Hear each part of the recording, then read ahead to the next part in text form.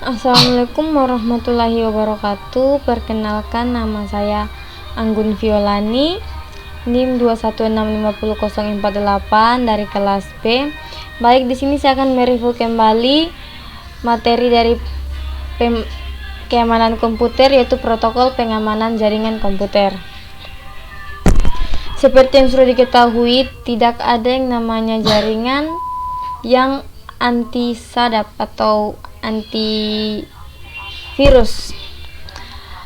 Tidak ada jaringan komputer yang benar-benar aman. Keamanan jaringan komputer ini adalah proses untuk mencegah atau mengidentifikasi pengguna yang tidak sah dari jaringan komputer. Tujuan dari keamanan jaringan komputer ini adalah untuk mengantisipasi resiko jaringan komputer berupa bentuk ancaman fisik maupun logik, baik secara langsung ataupun tidak langsung yang mengganggu aktivitas yang sedang berlangsung dalam jaringan komputer. Elemen utama pada pembentukan keamanan jaringan. Pertama, tembok pengaman, baik secara fisik maupun maya, yang ditaruh di antara piranti dan layangan jaringan yang digunakan serta orang-orang yang akan berbuat jahat. Kedua, rencana pengaman. Rencana pengamanan yang akan diimplementasikan bersama dengan pengguna lainnya untuk menjaga agar sistem tidak bisa diretas oleh atau ditembus oleh orang luar. Bentuk ancaman keamanan jaringan komputer ada dua, pertama dari fisik dan logik. Dari fisik ada yang namanya pencurian hardware komputer atau perangkat jaringan, kerusakan pada komputer atau perangkat komunikasi jaringan, bencana alam. Sedangkan dari logik ada yang namanya kerusakan pada sistem operasi atau aplikasi, virus atau sniffing. Dalam ancaman jaringan komputer ada beberapa bentuk. Pertama, sniffer. Sniffer ini peralatan yang dapat memonitor proses yang sedang berlangsung. Kalau spoofing ini penggunaan komputer untuk meniru identitas atau alamat IP orang lain. Remote attack. Remote attack ini segala bentuk serangan terhadap suatu mesin di mana penyerangannya tidak memiliki kendali terhadap mesin tersebut, karena dilakukan dari jarak jauh di luar sistem jaringan atau media transmisi. Ada juga hole. Hole ini kondisi dari software atau hardware yang bisa diakses oleh pemakai yang tidak memiliki otoritas atau meningkatnya tingkat pengaksesan tanpa melalui proses otorisasi. Ada breaking. Breaking ini perilaku menjadikan sistem pengamanan telepon melemah atau mudah disadap. Hacker orang yang secara diam-diam mempelajari tentang sistem komputer yang biasanya sukar untuk dimengerti. Itu untuk kemudian pengelolanya akan men-share hasil uji coba yang dilakukannya. Hacker juga ini tidak merusak sistem. Dan terakhir ada yang namanya cracker. Cracker ini orang yang secara diam-diam mempelajari sistem komputer dengan maksud untuk berbuat jahat. Cracker ini muncul karena sifat dasar manusia yang selalu ingin membangun atau bisa disebut salah satunya itu merusak. Bagaimana ciri-ciri dari seorang cracker ini? Ciri-cirinya adalah bisa membuat program C++ atau PIR dan memiliki pengetahuan tentang TCP atau IP, menggunakan internet lebih dari 50 jam per bulan, menguasai sistem operasi Unix atau VMC, suka mengoleksi software atau hardware yang sudah lama. Ada juga yang terhubung ke internet untuk menjalankan aksinya. Faktor cracker melakukan serangan karena spite. Spite ini sejenis kecewa atau bermaksud balas dendam. Sport itu hanya untuk bersenang-senang, hanya berpetualangan. Profit ini mencari keuntungan atau imbalan dari orang lain. Curiosity atau disebut mencari sensasi atau perhatian. Terakhir, politis, dengan ancaman faktor melakukan serangan ini karena politik. Faktor penyebab risiko keamanan jaringan komputer pertama itu karena kelemahan manusia atau human error, kelemahan perangkat keras komputer, kelemahan sistem operasi jaringan, kelemahan sistem jaringan komunikasi. Metode penyerangan keamanan jaringan komputer ada beberapa. Eavesdropping atau mendapatkan duplikasi pesan tanpa izin. Masquerading itu mengirim atau menerima pesan menggunakan identitas orang lain tanpa seizin orang itu. Ada message tampering, itu mencegat atau menangkap pesan dan mengubah isinya sebelum dilanjutkan ke penerima sebenarnya. Replaying ini menyimpan pesan yang ditangkap untuk pemakaian berikutnya. Denial of service ini membanjiri saluran atau sesumber lain dengan pesan yang bertujuan untuk mengagalkan pengaksesan pemakaian lain. Kategori serangan pada jaringan komputer ada yang namanya interruption, interception, dan modification. Interruption ini suatu sistem diserang sehingga menjadi tidak tersedia atau tidak dapat dipakai oleh yang berwenang. Contohnya perusakan atau modifikasi terhadap piranti keras atau saluran jaringan. Interception ini user yang tidak berhak atau tidak memiliki izin untuk mendapatkan akses file. Contohnya penyadapan terhadap data dalam suatu jaringan.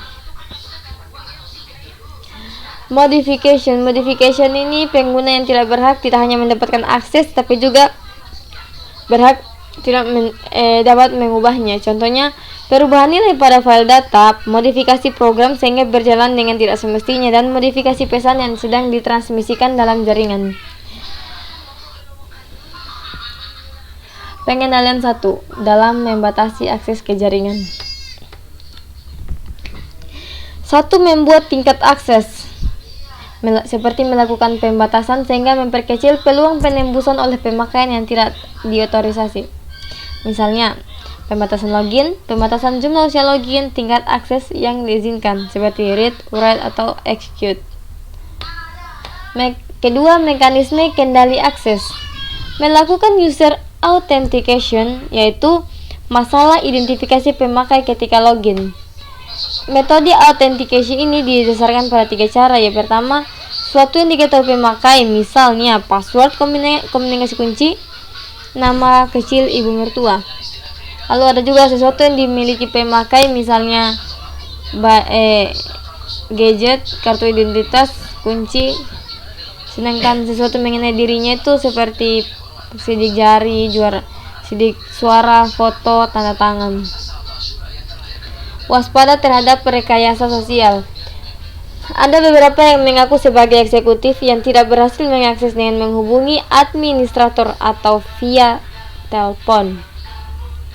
Mengaku sebagai administrator yang perlu mendiagnosa masalah network dan dengan menghubungi end user via email, fax, atau surat. Ada juga yang mengaku sebagai petugas keamanan e-commerce dengan menghubungi e-commerce yang tidak bertransaksi untuk mengulang kembali transaksinya di form yang tersedia olehnya. Ada juga pencurian surat atau password, penyuapan, dan kekerasan. Membedakan sumber daya internal dan eksternal. Memanfaatkan teknologi firewall yang memisahkan network internal dan network eksternal dengan rule tertentu. Sistem autentikasi user. Sistem autentikasi user adalah proses penentuan identitas dari seseorang yang sebenarnya. Diperlukan untuk menjaga keutuhan atau integrity dan menjaga keamanan atau security data. Upaya pengamanan proteksi password. Ada yang namanya salting, one time password OTP, tantangan tanggapan atau challenge response. 1. Daftar panjang pertanyaan dan jawaban. Satu. Pertama, salting ini menamakan string pendek ke string password yang diberikan pemakai sehingga mencapai panjang password tertentu.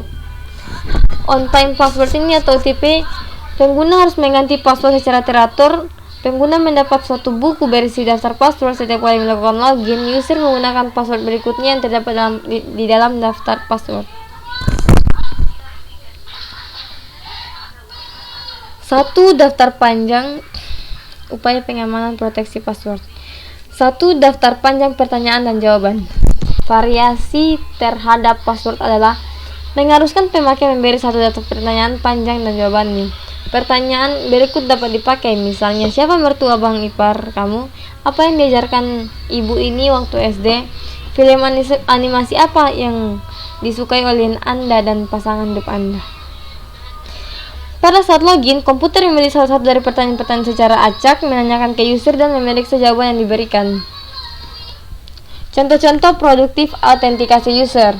Pertama, Secret ACE atau Access Control Encryption, S atau K atau Balcore, Password Authentication atau Protocol, Challenge Handshake Authentication Protocol, Remote Authentication Deal in User Service atau Radius, Terminal Access Controller Access Control System atau TACACS.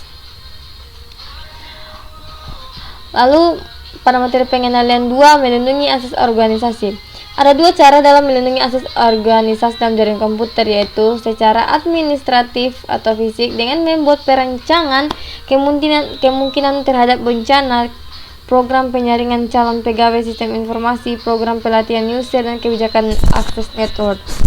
Sedangkan secara teknis dengan menerapkan firewall dan membentuk VPN. Konsep dari firewall. Firewall adalah sistem atau sekelompok sistem yang menetapkan kebijakan kendali akses antara 2 jaringan. Secara prinsip, firewall dapat dianggap sebagai sepasang mekanisme. Pertama, memblok lalu lintas. Kedua, mengizinkan lalu lintas dalam jaringan. Firewall digunakan untuk melindungi jaringan Anda dari serangan jaringan pihak luar. Firewall tidak dapat melindungi dari serangan yang tidak melalui firewall, serangan dari seorang yang berada di dalam jaringan Anda, serta dari program-program aplikasi yang ditulis dengan buruk. Secara konseptual, terdapat 2 macam firewall, yaitu network level dan application level. Network level didasarkan pada keputusan mereka pada alamat sumber, alamat tujuan, dan port yang terdapat dalam setiap paket IP. Application level biasanya adalah host yang berjalan sebagai proxy server yang tidak mengizinkan lalu lintas antar jaringan dan melakukan login dan auditing lalu lintas yang melaluinya. Host, suatu sistem komputer yang terhubung pada suatu network. Bastion host ini ialah sistem komputer yang harus memiliki tingkat sekuritas yang tinggi. Mengapa?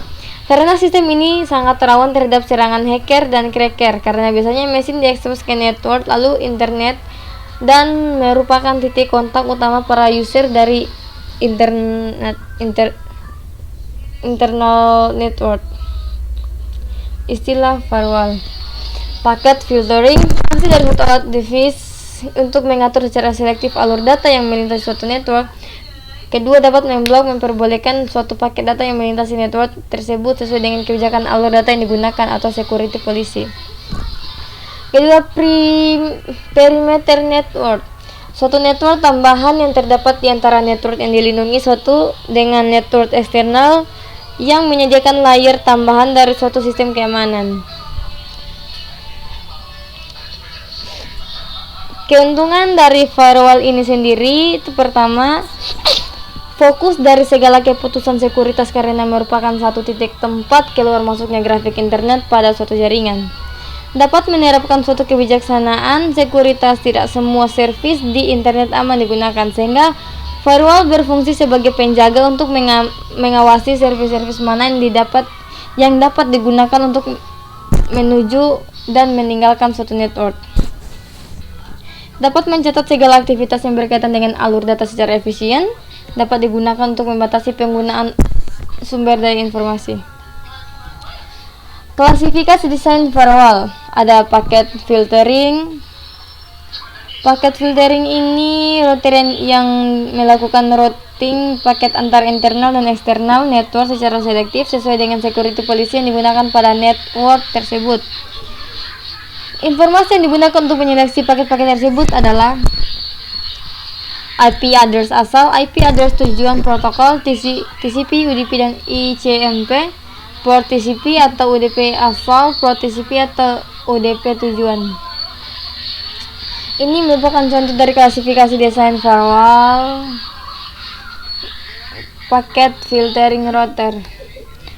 Contoh routing pada paket selektif yang dilakukan oleh screening router itu semua koneksi dari luar sistem menuju internet network diblok kecuali untuk koneksi SMTP. Memperbolehkan service email dan file transfer atau protokol FTP, tetapi memblok service-service berbahaya seperti trivial file transfer, protokol TFTP, X-Windows, Remote Procedure Call atau RPC, dan R Service, R-Login, RSH, RCOP, dan lain-lain. Keuntungan dari paket filtering atau screening router ini bersifat transparan dan mengimplementasinya relatif lebih murah dibanding metode firewall yang lain. Sedangkan kekurangannya itu tingkat keamanannya masih rendah, memungkinkan adanya IP spoofing, tidak ada scanning pada layar-layar di atas network layar. Application level gateway atau proxy service. Proxy service merupakan perantara antara internal network dengan external network atau internet. Proxy server juga ini merupakan aplikasi spesifik atau program server yang dijalankan pada mesin firewall.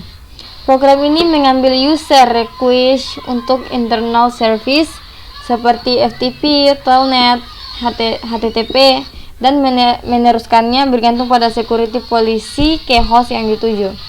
Ini juga merupakan contoh dari application level gateway.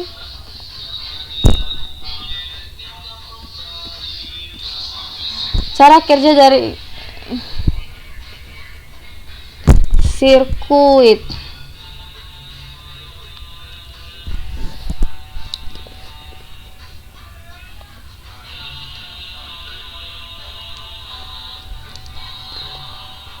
Cara kerja sirkuit level gateway ini adalah akan mengatur kedua hubungan TCP tersebut.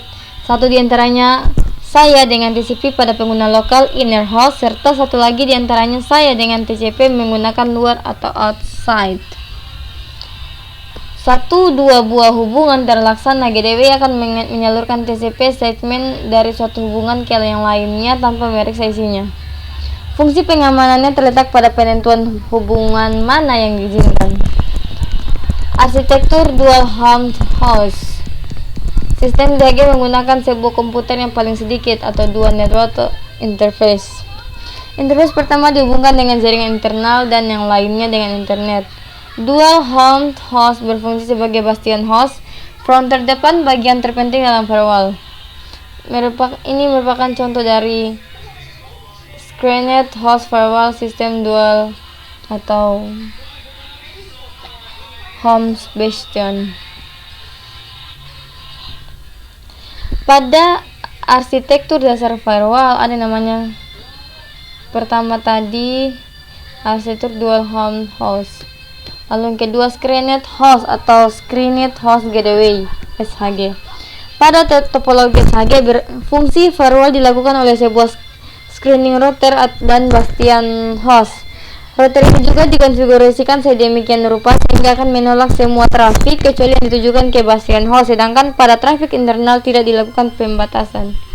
Dengan cara ini, setiap client service pada jaringan internet dapat menggunakan fasilitas komunikasi standar dengan internet tanpa harus melalui proxy.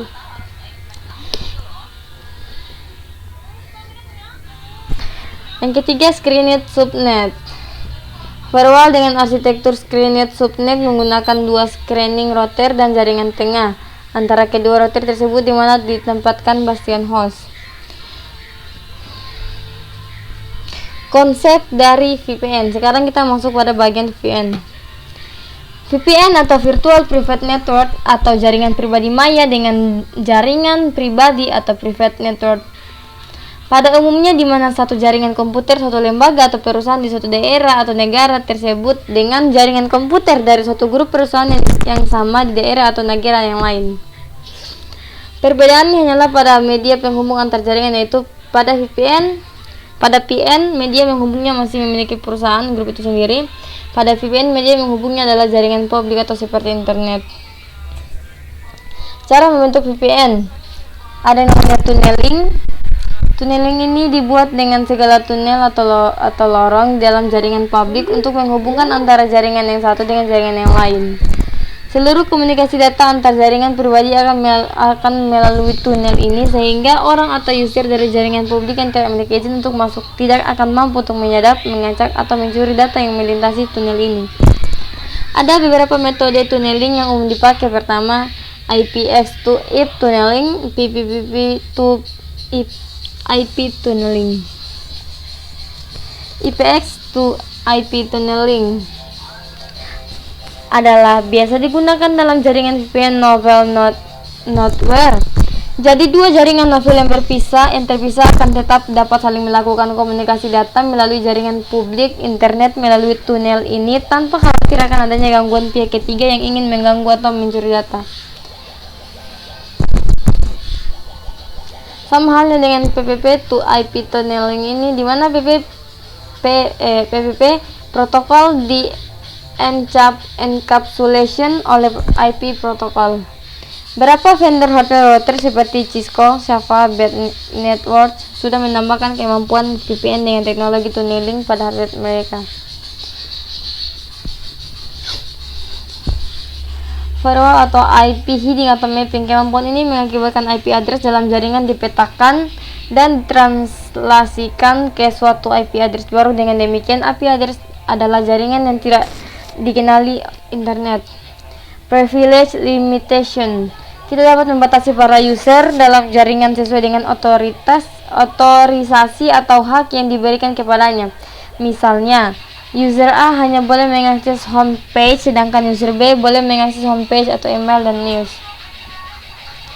Outside limitation, kita dapat membatasi outside limitation ini dapat membatasi para user dalam jaringan hanya untuk mengakses dan ke alamat-alamat tertentu di internet dari jaringan kita. Inside limitation ini kadang-kadang kita masih membolehkan orang luar untuk mengakses informasi yang tersedia dalam salah satu komputer, misalnya web server. Dalam jaringan kita, selain itu tidak diperbolehkan untuk atau memang sama sekali tidak diizinkan untuk mengakses seluruh komputer terhubung ke jaringan kita. Password dan encryption authentication. Beberapa user di luar jaringan memang diizinkan untuk masuk ke jaringan kita untuk mengakses data dan sebagainya, dengan terlebih dahulu harus memasukkan password khusus yang sudah terenkripsi.